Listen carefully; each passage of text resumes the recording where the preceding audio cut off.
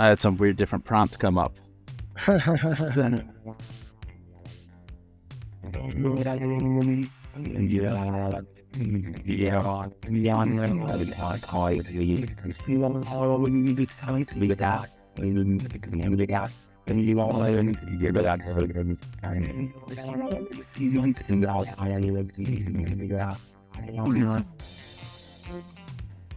What up, world travelers? This is Judgmentalist, your co-host on this digital nomad ride here with the Big Sexy.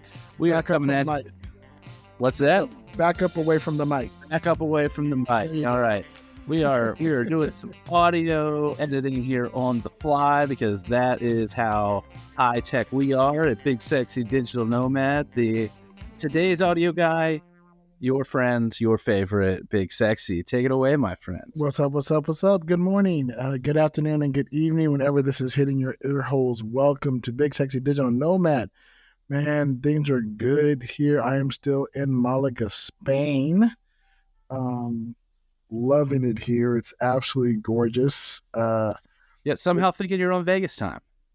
Yeah, well, that so a lot of it has to do with people that I chat with and talk with. I talk to a lot of people on the West Coast time period.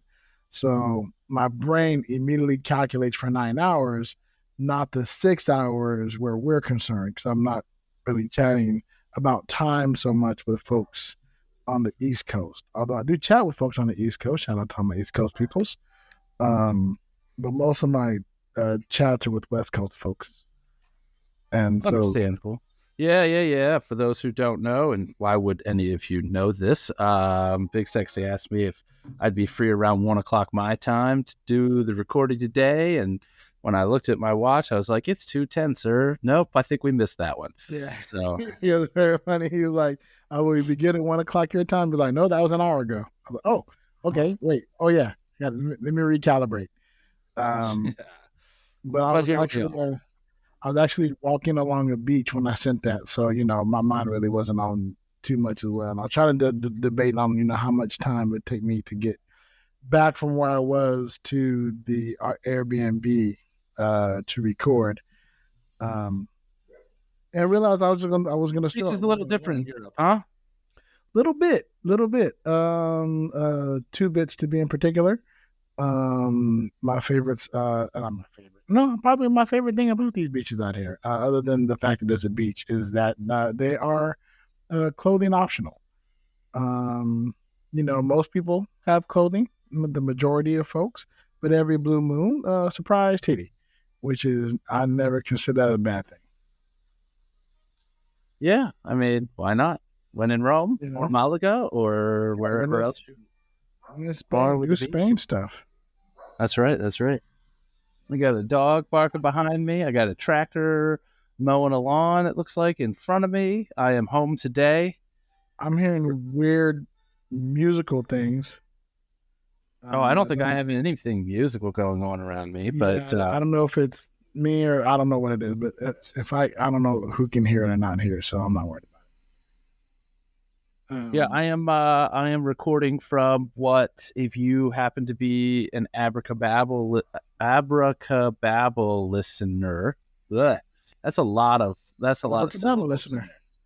If you are a listener of that podcast, which is paywalled mainly from magicians, because there's a little occasional stuff revealed from time to time, although not much. BTS of magicians and magic shows and whatnot. Mm-hmm. Yeah, I will tell you that if you are a lover of magic that doesn't want things ruined for you, that podcast may still be intriguing for you because there's not really a whole lot of magic method revealed. But anyway, RJ was out here, as many of you know, for a show in Elkton, and we put him up here at the house, and he described this place as a palatial estate.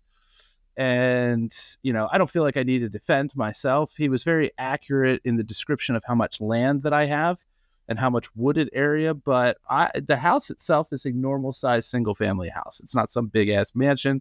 It's just on big, beautiful open land with wooded area. Yes. Which is a thing that was a trip to drive through when we did our road trip through the East Coast. Cause, I come from the desert. I come from the desert, right? I come Yes, from the desert and a coastal town. It's like, oh, there's a lot of green open spaces out here. almost any time. And Matt might be the exception because he grew up in New Jersey and he didn't move to Vegas until 10, 12 years ago, something like that. I don't know Something exactly like the time frame. I'm not him, so I don't worry about it. But Matt has seen the green. RJ has been in Vegas for so long, and the other guy that I had out here last year from Vegas was Smoothini, who basically their jaws are on the ground. They're here at the right time of year. In fact, both were here in May. Matt was also out here in November and February for shows, so it wasn't super green anytime he was here. So yeah, but again, he's used to it. He's familiar. But he's also he grew up on the East Coast, so he got yeah. But I know that RJ grew up on the West Coast, up in San Francisco in the Bay Area, and then spent a bunch of years in Vegas. And I also grew up in California, and then Vegas were the only two places I grew up. I have family, at least in the Southeast, in that area, so I've kind of been out there a little bit. So I'm not as it's not too unfamiliar to me. It's just still, especially when we're doing the road trip and you're driving along the highway. And suddenly you're looking and it's like, I am mere feet away from dense forestry that if I wanted to get lost, I could do so pretty easy.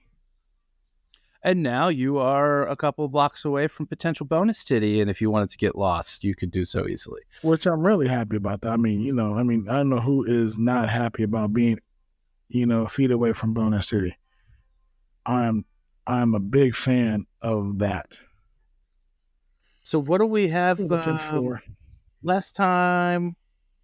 One of the last times. I don't know what order these episodes are airing in, but whatever. I know we talked about. Did we finish up your Vegas expedition? I think we put enough to that. And by the time this airs, I either am in Vegas when this drops, or am returning from Vegas as this drops, depending on which week if we do, let's put it this way. If this episode comes back to back from another interview episode, then I am in Vegas to learn the hypnosis during the time that this drops. If you got a full episode of just Big Sexy and myself in between those two episodes, an interview sandwich, if you will, then I have been home from Vegas for 2 days. And next week, you'll hear more about Vegas in my most recent trip. That's a lot of time. I don't know what all that entails. Yeah, there's I don't know. There's a lot of knobs and dials involved in there, and it's this is probably dropping because for the most part I drop them in the order that we record them. This is, unless we do a full on new episode back to back with this in recording time, this will be the one that drops as I'm getting to Vegas to learn hypnosis. Nice. And I'm staying downtown, so that should be interesting because I've been downtown many times. This will be my first time actually staying downtown. Oh, where are you staying? As of right now, I'm staying at the California Hotel. And the classes in the show, which will be taking part of the show as part of the class, are at the Four Queens. So there's a possibility that I change my accommodations over to the Four Queens. But for right now, they're putting me up at the California for free because basically the California is part of Boyd's Gaming.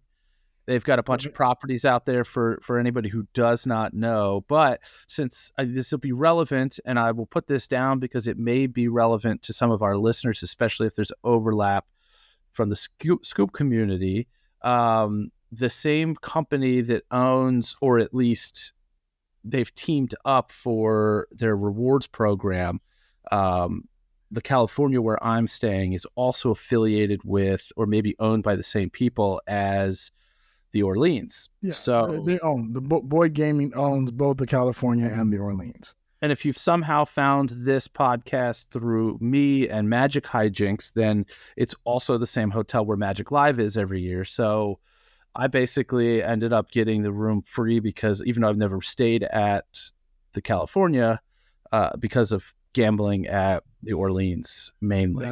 That'll do it. That's what I think. That is one thing I do love about the reward programs at casinos is that if you gamble at one, that you can get discounts and freebies at any other casino in the family.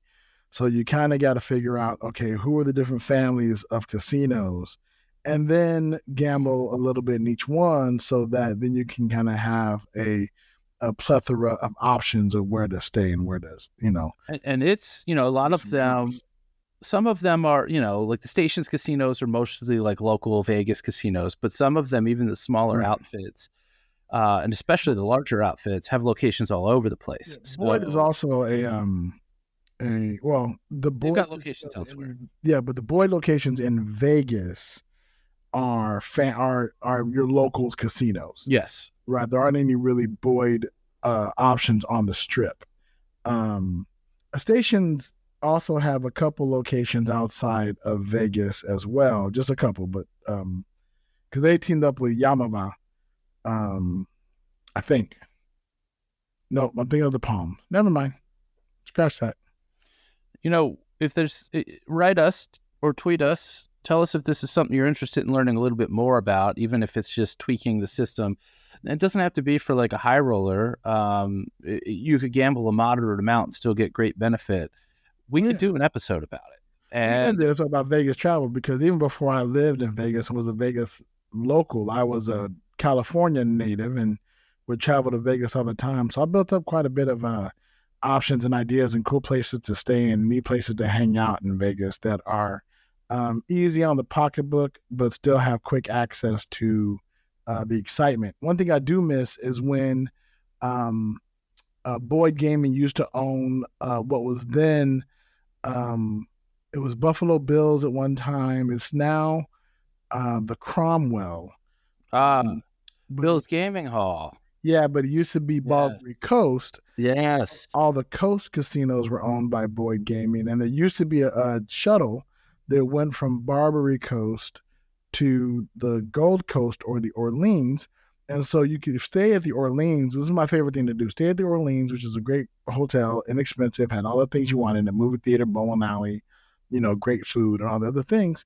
And then catch a shuttle to Barbary Coast at the time, which was right in the middle on the strip. In the middle, yes. Right. And there's a free shuttle if you stayed at one, and you go back and forth to the other. Then I just do all the strip stuff and hang out and drink and be silly and go to the different clubs and nights. And then when I was tired, stumble my way back over to Barbary Coast, hop on the shuttle back to the Orleans, and then hit my room and call it good. So I think those kind of stuff are a few and far between now, but it's still, even when Caesars used to have one to get you out to the Rio, and I think it even went downtown when they still owned Binion's. Right. That one's been gone for quite a bit. Yeah. So, but those kind of options still exist in certain aspects. So, it's a little bit of research, and you can find some pretty cool stuff like that in Vegas. I have been learning the public transit system here in Malaga. I've taken the train a couple times and the bus a couple times, and so getting to figure out those patterns and interesting and going through places. Actually, this past weekend was our anniversary. Oh, congratulations! Thank you very much. 6 years strong. And for the anniversary on Sunday, which was yesterday, I guess, as of this recording, we went to go see Guardians of the Galaxy Volume 3.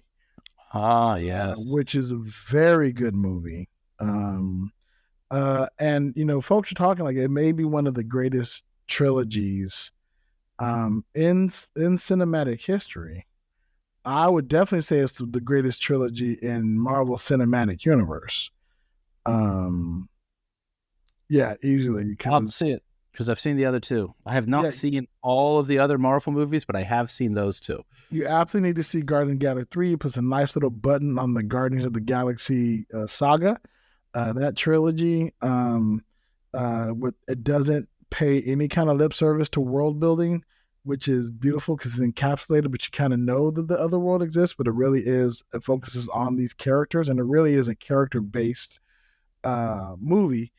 James Gunn is phenomenal. Again, not a perfect trilogy. There are some things I would change, some things I would mix up here and there, but still very, very well done. So I applaud them for closing out that trilogy and making it ending it super strong. I'm really, really happy for that. So I'd recommend going. I would give a lot more detail, but I don't want to give spoilers. So we may revisit. If those who know me, I know I'm a big nerd and I love the Marvel stuff mostly, and so I would love to chop it up. So if you guys want to hear some Marvel talk, I'll be happy to nerd out and go into deeper detail about what I thought of Rocket's character and all that stuff of the Marvel Cinematic Universe, where they're going, what they're doing with Kane, how that whole thing is going to turn out.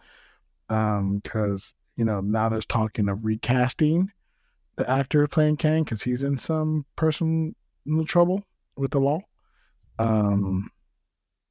with some alleged domestic violence issues, and so it's interesting to see where things are going, where things are happening. Now, are you a big Succession fan? Do you watch Succession? I haven't seen it at all.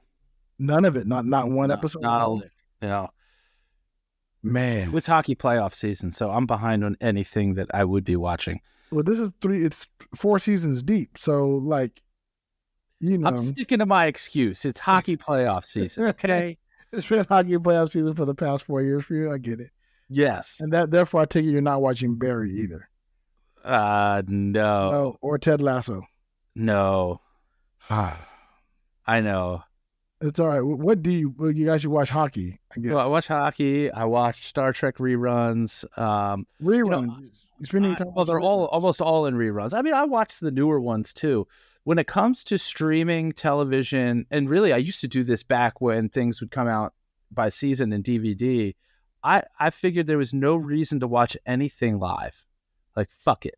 I could just wait till they're 4 seasons in, 5 seasons in, get my hands on those DVDs, back in the day. Now it's all just streaming. And then just binge watch it all. Like, I remember... You were a binge watcher before binge watching was a demographic that... Let me tell you, one of the first things I binge watched was back in 2005 when I lived in Chicago. And the show Nip Tuck, about the plastic surgeons. That was one that I don't know that it had ended yet, but usually, and I did this with Breaking Bad also, where I won't start watching it until either A, it's over, or B, it's about to wrap up, so that it's done by the time I get to the end of it. That way I can just smooth sail through the whole damn thing. I don't know, a couple months ago... What did you think of Nip Tuck? What was your opinion? Oh, it's great. Yeah. Fantastic. Here's the thing. I owned it. And never watched it? I never watched it. I never got around to watching it. I saw a couple episodes here and there, but I never got into it. Most recently, the one that we binge watched, and I could tell you when we ended this, because as we were getting near the end of it, we got a notification that it was going to be going off of whatever streaming service we were watching it on, and I can't honestly tell you which, April 9th. So we watched it for as long as it took to watch, and ended probably about a week before that, was New Girl with Zooey Deschanel. Yes, I'm familiar. I've only seen 2 episodes of that, three episodes of that show. The one that Prince was on, of course, because Prince. Yes. And I think I saw that episode, and then I said, well, let me see if I get into the show. So I saw the pilot episode and the second episode, and I went, oh, well, and then I lost interest. Oh man, to watch isolated the pilot episode and then the next episode has to be probably the weirdest thing I've ever seen, because they just swapped out a character. No fucking explanation, which I guess is not super uncommon from pilot to an original run. Right. But But usually what happens is they'll drop the pilot episode, then it'll be a while before you see the actual series go through. So there's time to forget the main actor. But when you're binge watching some shit that's been over for it's years, like, there it is. You're like, hey, wait, you took this guy and now you have that guy, and you clearly just swapped a character. And eventually, this is the thing about it, and I say it's weird just watching those 2 episodes, is that Coach, the guy that's in the pilot, that just no explanation disappears, comes back and becomes a recurring character in the series. He's just not, and he's the same guy, slightly different attitude, but same guy as he was in the pilot. So they didn't just swap him out. I guess they repurposed him eventually. So so what do you got for the world travelers, the listeners, the our friends, the nomads, whatever they're. So as you guys know, yours truly was on a cruise ship. We talked about this before. And the Virgin Voyages, the Valiant Lady, transatlantic from Miami to Barcelona. And as I mentioned before, and probably heard from the last episode, I interviewed several different people. And today is actually probably one of the most interesting and slightly intimidating interviews I have done thus far. Because the person that I interviewed is a podcaster. So they do what we're doing, but they've been doing it for years. Right? I'm definitely, you know what? I haven't even listened to it yet, but I'm putting this in the top 8 of all of the interviews you did while you were definitely within the top 8 of the 8. Wait, I'm only counting 7. Yeah. Well, top 8 for sure. Technically, I did 8 interviews. Oh, were 2 of them in one audio file? Yeah, 2 of them are combined. We combined the best friends in the last episode. Or the last interview episode. But ignore my bullshit, people. Just listen to the interview. This is the interview you're gonna have here now is from it's Genevieve Hassan. I hope I'm saying her last name correct. Genevieve Hassan, and her podcast is Celebrity Catch Up: Life After That Thing I Did, which is as described on her Spotify profile as an unashamedly nostalgic celebrity interview podcast where entertainment journalist Genevieve reminisces about with the stars of much-loved TV, movies, and music of the 1980s to 2000s, and discovers how their lives unfolded after that thing they did. And I've listened to a few episodes, and it's really interesting to hear, people that are celebrities who did something a long time ago talk about where their life went. Some got out of the business, some stayed in the business, some have left the business and now having a resurgence. And she talked to some really big names because she was an entertainment journalist for years with the BBC. And so definitely the person that we've interviewed that has been connected to with the most celebrities that we are now, 2 degrees of separation from now, which is pretty cool. She also has the distinction of being the last professional interview of Jerry Springer. Oh. Yeah, we get into that as well. So it's a really great interview. We sat down and talked, and it's like, my early interviews were kind of early and quick, but this one kind of went on for a while because, again, we could talk ears off about celebrities and stuff. Plus, she's from England, so her accent drives me nuts, and so I can listen to that accent all day long. And you guys will hear what I mean. This episode might end up being titled Bonus Titty and Bonus Accent because it's always nice to get a bonus accent, which, you can always get by listening to that other podcast. Hey, buddy, nice podcast. Yeah. But not a whole lot of bonus titty on that one, though. No. They keep it relatively clean. So, all right, well, here we go. All right, enjoy. Hello, world travelers. Welcome to Big Sexy Digital Nomad. I am your host, Big Sexy. the digital nomad, as the name implies. I am here today conducting interviews. I am currently somewhere in the Atlantic Ocean, traveling towards Lisbon, Portugal, from the Bahamas. We've been at sea now 7 days, 6 days, 5 days. I don't know, a lot, quite a bit. We're almost to our journey. Actually, 6 days, because we have one more sea day, which is tomorrow, and then we're in Lisbon on Tuesday. I'm recording it as of Sunday, so just to give you kind of a time frame of where it is. But I am conducting interviews on board of interesting, amazing, and fabulous people that I have met on this cruise, which I hope that I have enough time on this cruise to get the people recorded, because this ship is filled with amazing people. But this next person that I'm interviewing now is also a fellow podcaster, which brings me heart, because that means, yay, there are other podcasters in the world, and they're willing to talk to a fellow podcaster. But we're going to talk about traveling, the world travels. She's amazing and phenomenal. Actually, she met my wife first. Because the wife came back to the room and said, I met this amazing film, entertainment, correct, give me, I'm going to try to get this right. She was an entertainment journalist.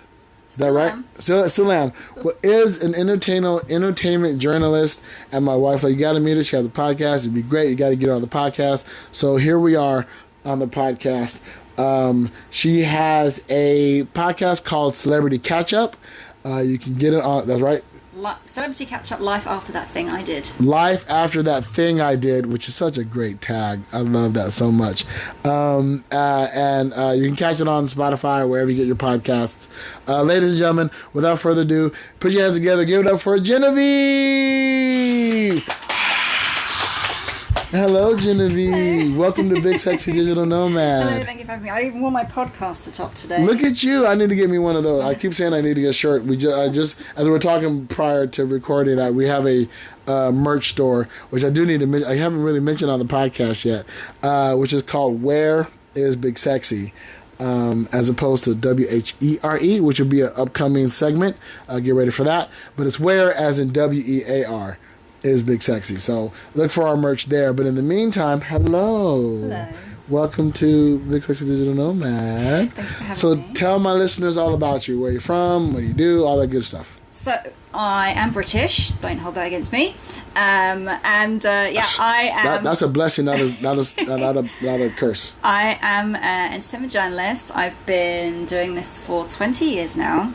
I used to be one of the editors on the BBC News website as the arts and entertainment editor, and then I was there for 15 years, gave that up, and then I started my own podcast as I kind of thought, I've been doing this for a career for a long enough time, I can do this by myself in a way that I want to do it without anyone telling me what to do. Right. So I thought, I've been interviewing celebrities for over a decade of my life, I'll just continue doing it.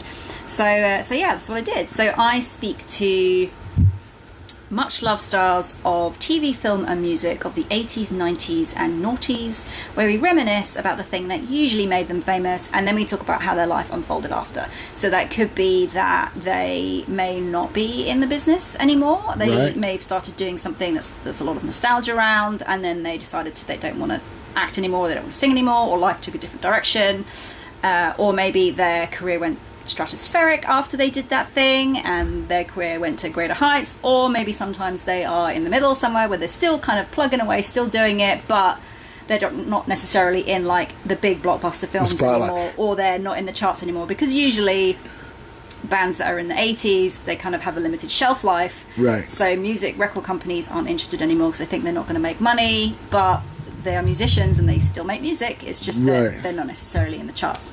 So I speak to kind of that whole range of people, and we have like a good old walk down memory lane, and then it's just trying to show a spotlight at these people are more than just one thing. Right. They are human. They're more than just their hit. They have lives too. They experience ups and downs in their lives, experience grief, tragedy, happiness, sadness, just like the rest of us. And I hope that by the end of the episode, people think, oh, I didn't know that about that person. You can't find stuff out on Wikipedia. Right. And, you know, and I kind of like and respect this person a little bit more. Now, let me ask you, as we were talking the other day, and you mentioned that's, you know, as I was going through, and like, oh, that's what it is. I saw a documentary called, I think it was the guy from that thing,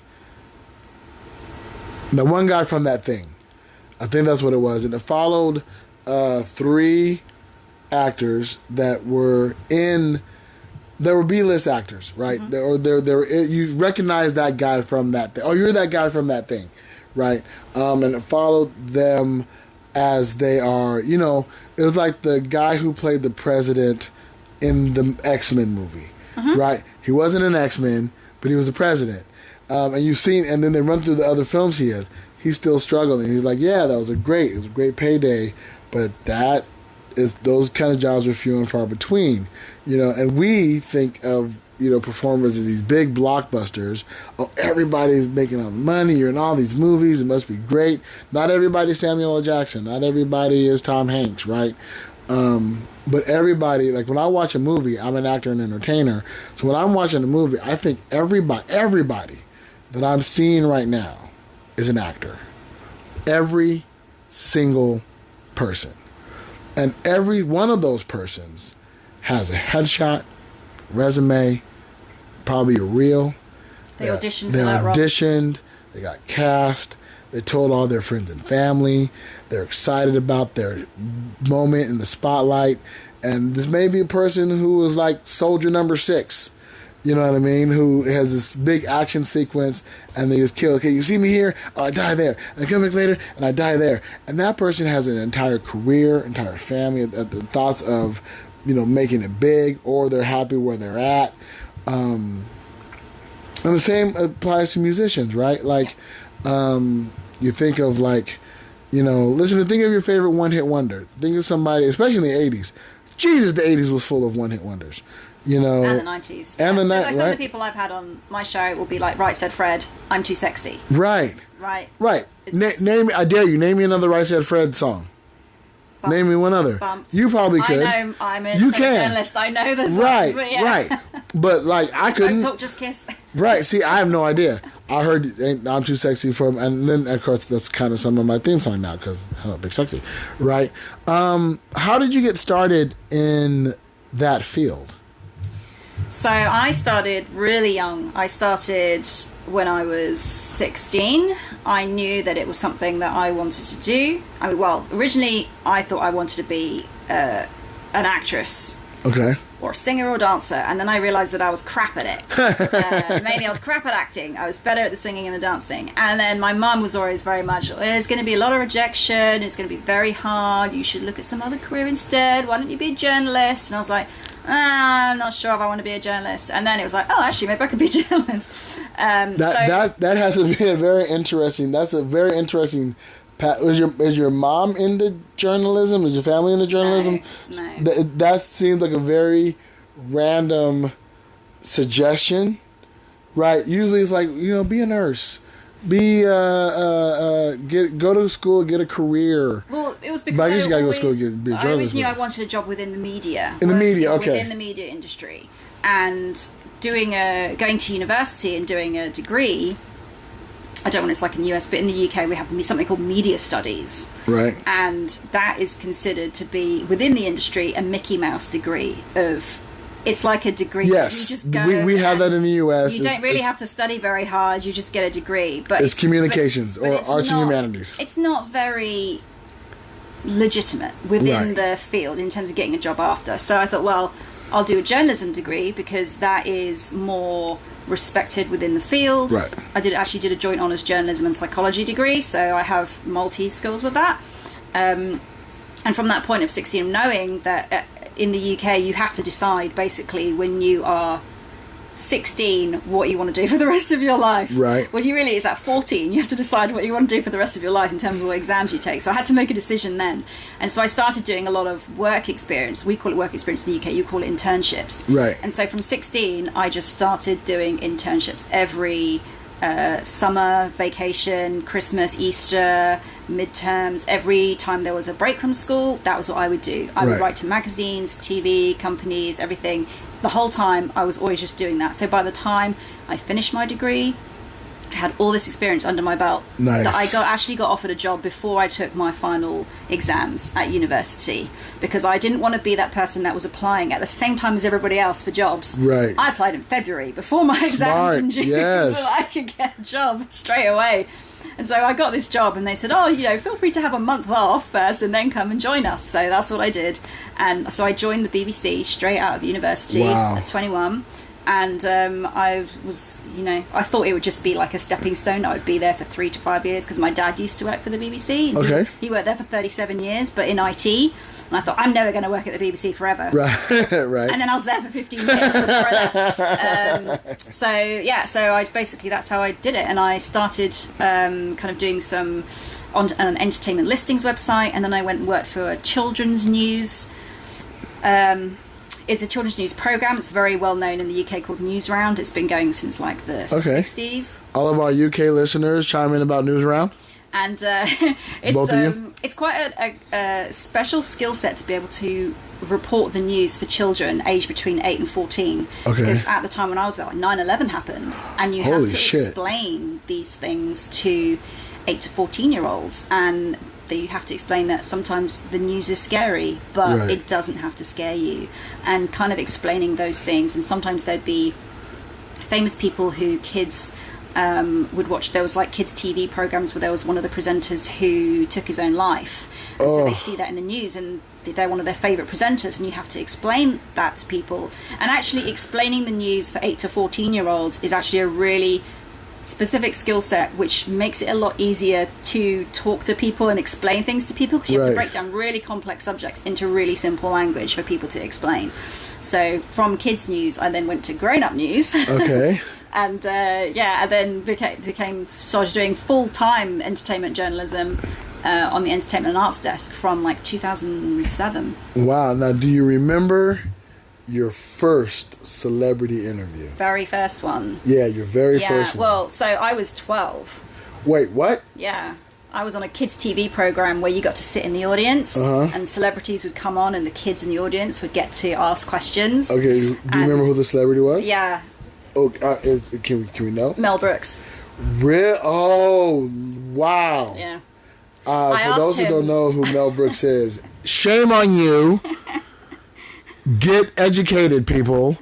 If you're listening to this podcast, you better know who Mel Brooks is. I'm not even going to tell you. Google it. I asked him where he got the idea for the baked bean scene in Blazing Saddles. See, now, Genevieve, there are a few moments in cinematic history that delight me more But that scene. than Blazing Saddles, for one. That scene is one of the top 5 for me in Blazing Saddles. Next to Where All the White Women At? Yeah, but I shoot with this hand. Give me the sheriff is a dong. And when Mondo knocks out the horse. And Telegram from Mondo, those who know the movie know those parts. And if you don't know the movie, watch it. Blazing Saddles is a gem among movies and one of the funniest movies I'd ever seen. My wife had never seen Blazing Saddles.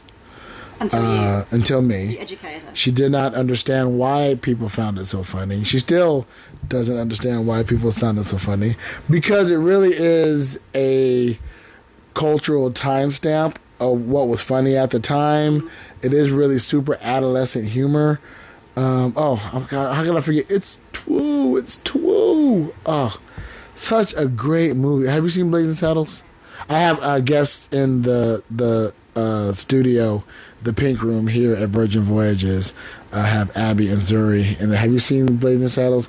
Oh, my heart is breaking. I think if you were a girl, you probably wouldn't If you're young, if you're younger, you may not have seen it unless you had parents or an older brother who would hip you, or unless you're into movies, right? If you're into, especially Mel Brooks movies. He was promoting Robin Hood Men in Tights at the time. Have you seen Robin Hood Men in Tights? Have you seen Robin Hood Men in Tights? No? Okay, that's fine. That's fine. Whatever. We'll keep it moving. But yeah, he was the very first person that I interviewed. And then, I mean, if you bring it to now. As a professional. So now. So who was the first person you got paid to interview? Paid to interview? I don't know. Maybe. So there was a Formula One driver, David Coulthard, who I interviewed when I was 16, and I did for a TV show, and I kind of got paid for that. Okay. But that was just like a one-off gig, and then I don't know, maybe Arnold Schwarzenegger, maybe trying to, or maybe they kind of blur, don't they? Yeah, there's been so many. I mean, like if you think about the last person I interviewed was Rose McGowan. Right. She's like my latest guest on the podcast. Season 5 finale of the podcast. She was the last person I interviewed, but then a couple of episodes ago, I actually was the last person to interview Jerry Springer before he died. Right. Yeah, I saw the on the I checked out the podcast. Gotta add it, gotta follow, gotta see oh, there's Jerry Springer. Yeah. No, may he rest in peace. And it's I mean, he was such a lovely man, and it's a weird honor in quote marks to have that you were the last person to officially speak with him. Yeah. But I think, I mean, on a professional level, right? Because I'm definitely sure you weren't the last person to talk to him. No, I wasn't last. That would be different. You probably have some questions for the police if that was the case. But I was the last interview broadcast with him before he died, and it's like the sign off of the episode is sad to listen to, heartbreaking in retrospect. We listen to it now because I said, it's been lovely speaking with you today. Enjoy your semi-retirement, because he just quit TV last year to retire. And I said, enjoy your retirement, and he said, I certainly will. And he said, I hope to come back and speak to you again sometime. And then he said, and remember, be kind to yourself and one another. His catchphrase. Right. And as I'm glad that as his last interview that was broadcast, those were his final words. Right. Yeah, that's amazing. Well, you never know. I mean, some people believe in the spirit world, so you might interview him again. Who knows? Maybe. But excellent. Now, as folks know, this is a travel podcast, sort of. I mean, I'm traveling, and that's how this podcast kind of got started. Whereabouts have you traveled? Like, what's the how many? That's a basic question. How many different countries have you been to? Do you know? Oh man, I don't know. I've lost count. A lot. Those are great. That's a great answer. My favorite answer is I've lost count. For kind of like a reference point, this is my 37th cruise. Wow. So there have been a lot of countries, and we collect a magnet from everywhere we go and put it on our fridge. Excellent. And I gave you a magnet. And Yay! we gave us a magnet. Yeah, I'm thinking, that's going to go on the fridge. And our fridge is completely covered. Love it. Our plan was to originally buy like a really big magnetic map of the world to stick on the wall, and then put the magnets on it. But we can't actually find one. That's hard to find. Yeah, that's really hard to find. You'd have to get it custom made, and that's a lot of money. And then you have to have a huge wall space to put it on.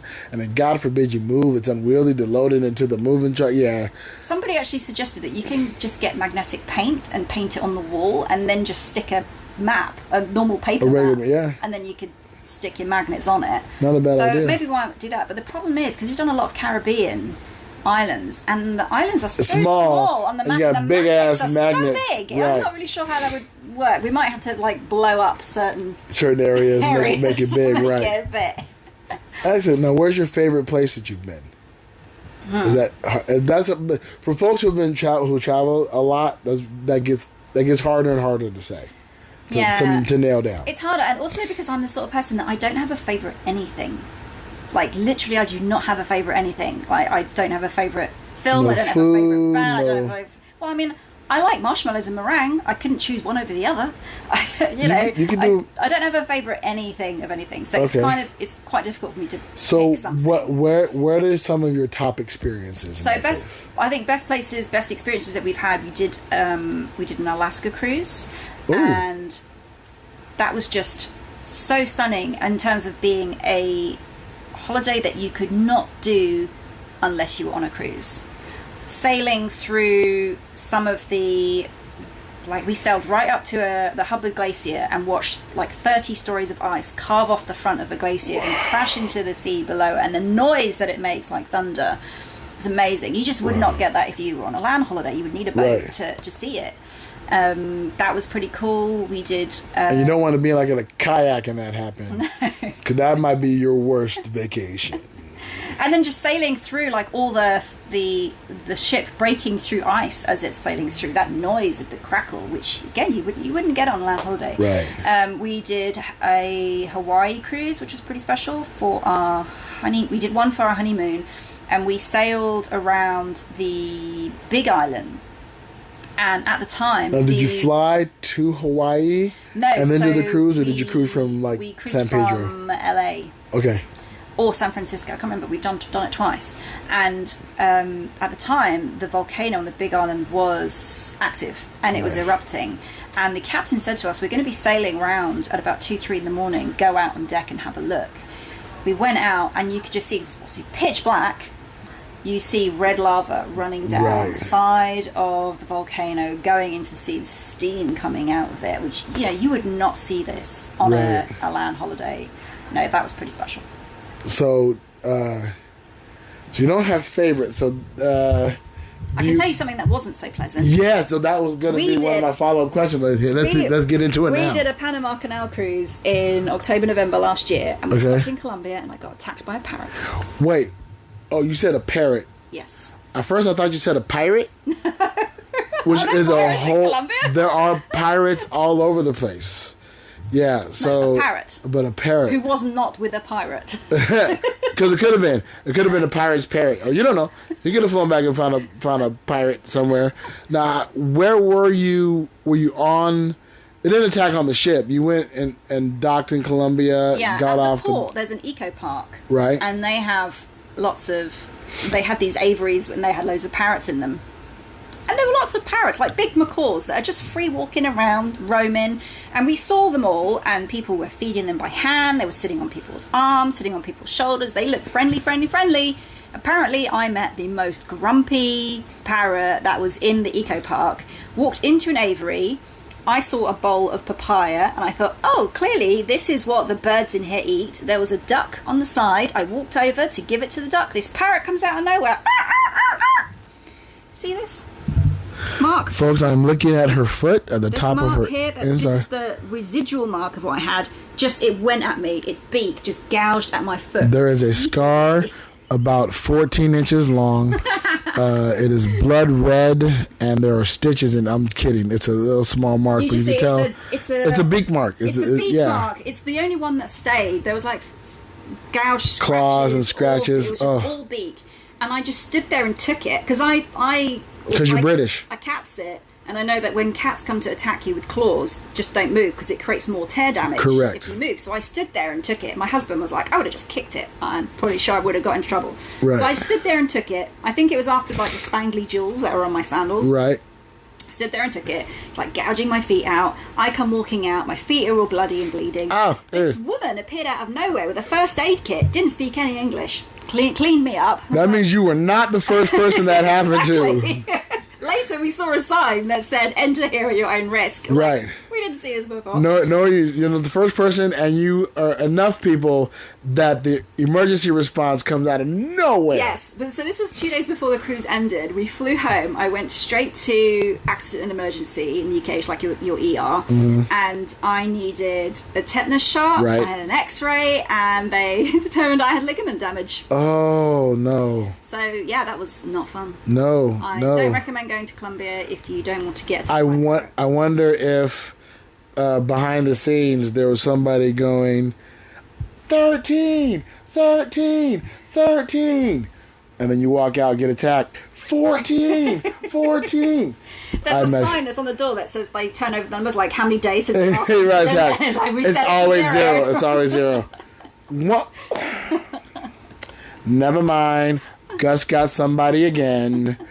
Awesome. Well, that is. We're going to Central America. I don't think Colombia is on the list, but it could be because again, we're a digital nomad, so we're going to go to Panama and Costa Rica, and we love cruises, so it is highly possible we might find a cruise that stops in Colombia. I'll be on the lookout for. I got thick ass shoes. I should be alright, and I don't really wear blingy stuff. Although the wife is a rainbow, so after it attacked me. It then went on to attack other people, but the guy that it went for was wearing trainers, but the parrot actually pulled off the front of this part of the shoe. And that's why they did x-rays on me, because they said the parrot's beak is so strong because they have to break through nuts. Right. They've been known to actually cut through bone. Right, ooh. So that's why they wanted to do the x-rays. They wanted to check that I didn't have any chipped bones anywhere. Oh. Thankfully not. Just the ligament damage. Just the ligament damage. It's just ligament damage. No biggie. I mean, you'll walk eventually again. Hopefully. You'll have a little weird gait, but it'll be cute. Everyone kept joking that, because the thing is, I had to take, as well as the tetanus shot, I had to have 2 different sets of antibiotics. Right. To prevent me developing parrot fever, which is a real thing. It's a real thing. I didn't think it was a real thing. And then everyone started joking to me like, oh, you okay? Well, tomorrow morning if you wake up saying like, who's a pretty boy then? Yeah. Right? So, and suddenly you get a craving for crackers. You might need to call somebody. Excellent. Well, now, how did you start cruising? Do you remember your first cruise? Yeah, so first cruise I was 14 with my parents. You did a lot in your teenage years. I mean, wonderful parents. I only did 2 cruises. Once when I was 14, one when I was 16, and then I didn't, that was 94, 96, and then I didn't do any more again until my husband in 2007, and he thought that cruising was for old people. It was the perception of cruising in the UK is that it's something for old people. We call it the Blue Rinse Brigade, old ladies that buy the blue. Yes. The Blue Rinse Brigade. And it's episode title. And he was like, I'm not going to do it. And so I managed to convince him. We were doing a West Coast US... No, sorry, we were doing a Florida tour. And you could add on 3-night Bahamas cruise at Miami. And I said, why don't we just try this 3 nights? Right. See if you like it. It's only 3 nights, no big committal. He's like, okay, fine. It was with Royal Caribbean on Majesty of the Seas. Okay. I don't know if I've been on Majesty of the Seas. I've done a Royal Caribbean. He was sold on the food. Yeah? Immediately, he was like, food, I'm in. Yeah. And so then, since 2007, so what, that's like 16 years ago. We've done 35 cruises. That's insane. That's lovely. That's beautiful. I'm trying to get where you are.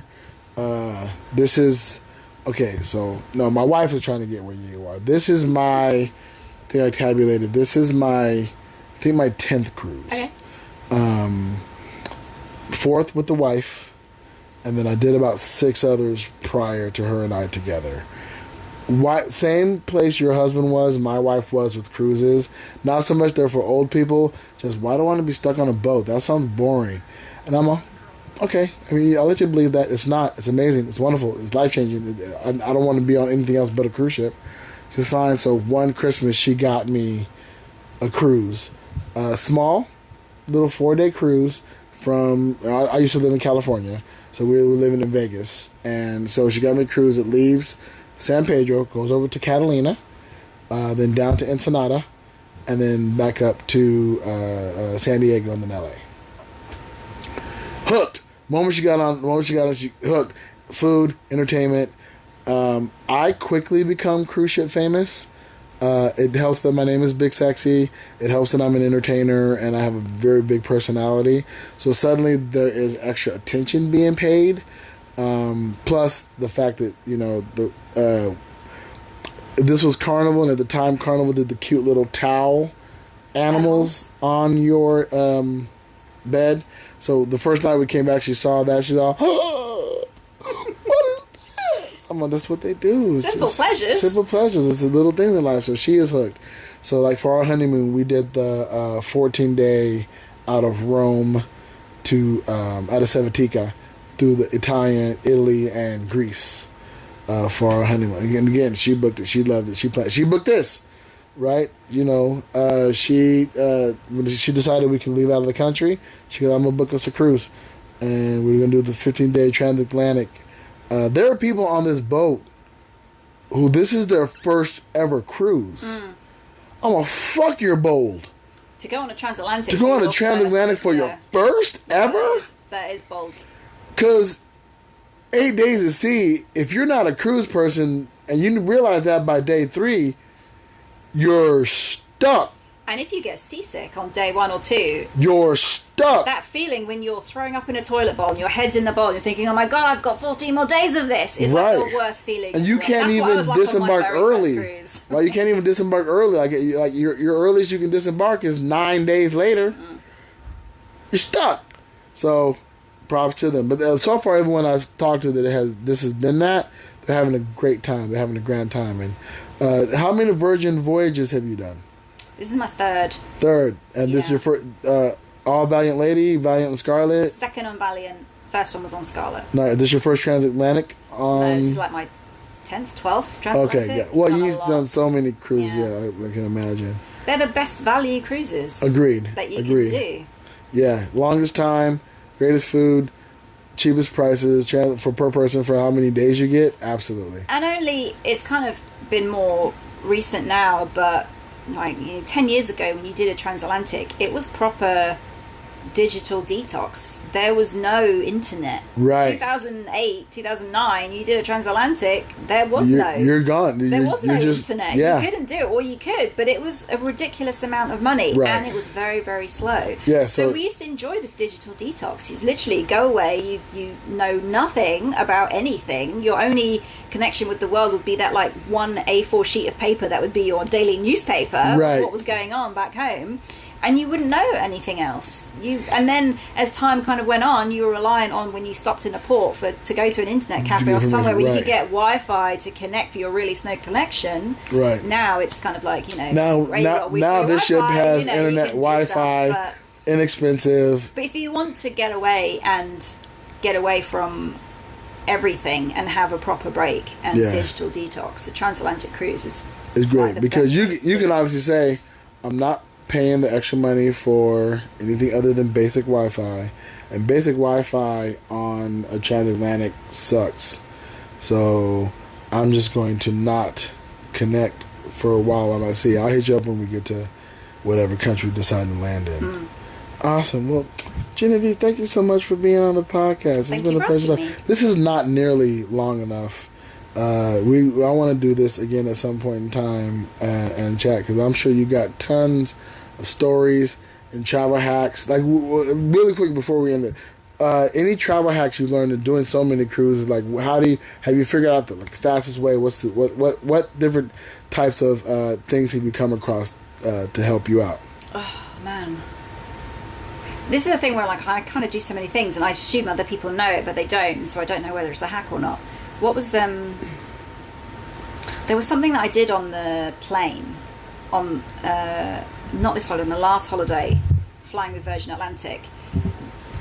When you're in economy or premium economy, they bring you your food on the tray, and the food is covered on this like little plastic dome cover that you would take the dome off, and your plate is underneath. And normally you're like, what do I do with this dome? Because it's like a round ball, you turn upside down, it's kind of rolling all over the place. And I was like, what is this? And I just basically figured that if you turned it upside down and put the plate on it and then squashed it down, it was like it raised your plate to the perfect height.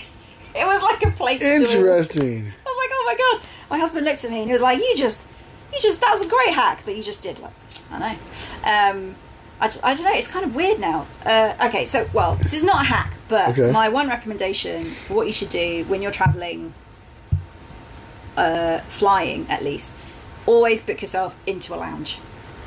Book yourself into a lounge? Into an airport lounge. Always book yourself into a lounge. It gives you a much nicer, comfortable experience. You're not you're away from the big, so this is a very British word, the hubbub. Right, that's not British. I say hubbub all the time. What's the hubbub, bub? Well, the hubbub of the main airport.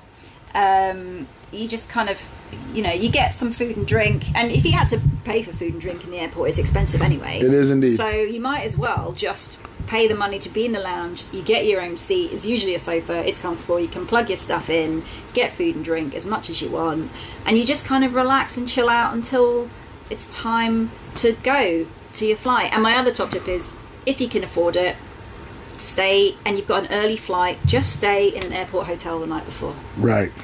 Yeah, that one I like. I'm not gonna lie, I miss living in Vegas because there's casinos close-ish to the airport, like within a 3-minute Uber or whatever. And we used to live close to the airport, but you don't want to park there. So we would go park at the casino because one of the casinos had free parking. We'd park at the casino. We'd go in the casino. We'd relax. If we're going to do overnight, we'd get a room because the rooms, the ones we book out, were inexpensive. We'd stay the night, and then we'd get up and ready to go. Uber, airport. And our car is still parked at the casino because they're used to cars being parked there for days. So it's like we're not paying for airport parking. We're not, we don't have an Uber from where we live. It would still be a little bit more expensive. So we're saving money on it. It was a great hack for living in Vegas. I'll try to tell people, if you're coming into Vegas, leave your car at the Tropicana. It's Tropicana. Don't start paying for parking now. Leave your car at the Tropicana, Uber to the airport. So yeah, I never knew about the booking in the lounge. I'm a broke traveler. I never figured out how to do that, but I'm gonna have to start looking into that, especially now that we're traveling so much. Well, there are cheap ways that you can stay in lounges. There are websites like we use one in the UK. It's called Dragon Pass, and so there are various things where you can pay like for membership for 1 year, and then you can stay as many times as you want in the lounges, or you can do pay per visit in the lounges. And especially in the UK, you can get it as a benefit for when you subscribe to certain like newspapers, as like the benefits you get on the side. You get a free Dragon Pass subscription. So you get free lounges or cheaper lounges. So we stayed in the lounge, actually not this flight, previous flight, and it was the equivalent of, I think it's £19, so probably like $25. Okay. That's not bad at all. Which, yeah, for like, especially if you're going to be in there for like 3-4 hours in the lounge, and you've got unlimited drink and food and somewhere comfy to sit, and you can sleep in there. Do it. Absolutely. Well, now, Genevieve, that was wonderful. Thank you very much. Where can the listeners find you? Yeah, so it's Celebrity Catch Up, Life After That Thing I Did. You can find it wherever you listen to your podcast, unless that's YouTube, because I'm not there. Still don't believe it's a podcasting platform. It's not really. But Apple Podcasts, Spotify, Google Podcasts, if anyone's listening to that still, and all the other ones. And also, I'm on all Virgin Atlantic airplanes on their onboard in-flight entertainment. So if you are flying with Virgin, check me out there. So, and we'll definitely put all the handles and everything in the description. Thank you again for being a guest on Big Sexy Digital Nomad. Appreciate it. Can't wait to see you around on the ship and have some fun. And we're gonna have to find some time to sit and chat. I need to really sit and chat talking about podcasts. I told you this is an early podcast. We're young on the stage, and I need to get some tips and tricks on how to make this thing blow up. So help us blow up, y'all. Tell your friends. All right, bye. I love y'all. Thank you guys for listening. I'll talk to you soon. You're going to hear some stuff after this and all the stuff until Judgment until I said hi. All right, y'all. Bye. Thank you.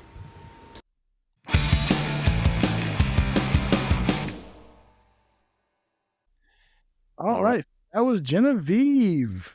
Hassan, once again, her podcast is Celebrity Catch Up, Life After That Thing I Did. You can find it on Spotify or wherever you get your podcasts.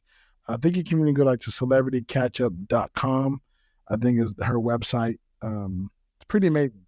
And you've got to subscribe, because one of these days she's going to have Big Sexy on there talking about that time that he was a karaoke black belt in Las Vegas before he decided to be a digital nomad. Absolutely. When I talk about, the life after that thing I did, when I talk about the fact that I was in Alibi, when I talk about, when I was in Evil Dead the musical, when I reached, worldwide acclaim as a wonderful podcaster on Big Sexy Digital Nomad, and then interviews, and then we take a hiatus, and then she interviewed me during that hiatus. So soon. No, we're not having a hiatus soon. I'm joking. We'll be here for a while. That's right. But yeah, tell a friend so that we can continue to stick around for a while. Absolutely. And be sure to send in all the things, all the things that we got going on. Don't hesitate to hit us up with those. Send us some digital postcards, audio postcards. Those wrong answers only so that we can play that new music we got teed up for you. We're waiting for you. Yeah, any parody song ideas, don't hesitate to hit me up. Next time we talk, I got some information about the musical I'm working on. Oh, sweet. Reservate This, the call center musical. I'll tee that up for a little teaser for y'all. And thanks again for listening. Check us out on, the social medias, Big Sexy Nomad, on all the things. That's right.